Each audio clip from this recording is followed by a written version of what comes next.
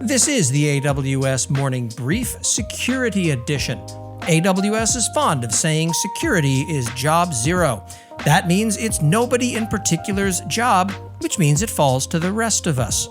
Just the news you need to know, none of the fluff. I made it back from Seattle alive. What luck! Let's find out what happened last week in AWS security. In the vein of the SSO tax shaming site, meet the audit log wall of shame. Vendors should not be charging extra for audit logs because that is a baseline requirement for cybersecurity responsiveness. Saudi social media app Favo apparently had an unsecured database that spewed, among other things, AWS access keys into the wild. Remember to keep that stuff confined, please. And now it turns out that a compromise of a DevOps engineer's home computer was another attack that contributed to the LastPass breach. This gets worse with every further disclosure. I'm not at all seeing at this point how LastPass survives this as a going concern. If you're still using them at this point, you're courting disaster.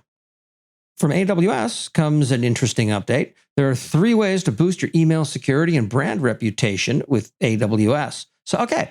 Don't do this. If you're going to be doing email, you don't want to run it yourself, and you almost certainly want to pick a vendor that's less opaque than AWS's offerings here.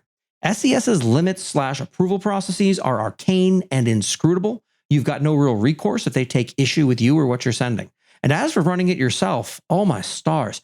If you want to handle the network subnet's reputational issues, establish a working and responsive series of feedback loops, handle the spam detection and interdiction bits, and worry constantly about deliverability concerns, all in service of saving some money, good luck. Here be dragons.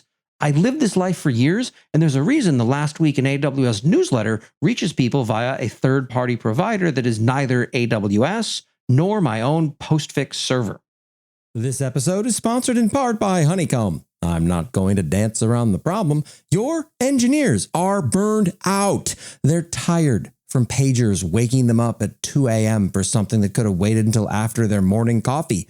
Ring, ring. Who's there? It's Nagios, the original Call of Duty. They're fed up with relying on 2 or 3 different monitoring tools that still require them to manually trudge through logs to decipher what might be wrong. Simply put, there is a better way. Observability tools like Honeycomb and very little else, because they do admittedly set the bar, show you the patterns and outliers of how users experience your code in complex and unpredictable environments, so you can spend less time firefighting and more time innovating. It's great for your business, great for your engineers, and most importantly, great for your customers. Try free today at honeycomb.io/screaminginthecloud. That's honeycomb.io/screaminginthecloud.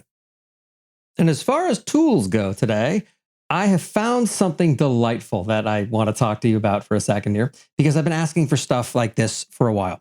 Trailscraper is an open source project to get useful information out of your CloudTrail logs, full stop. It is surprisingly well built because usually you've got to either use crappy bash scripts or else very expensive security products that may very well be great, but they're not for my side project that makes $0.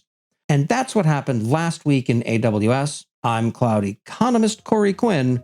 Please continue onward. Thank you for listening to the AWS Morning Brief Security Edition.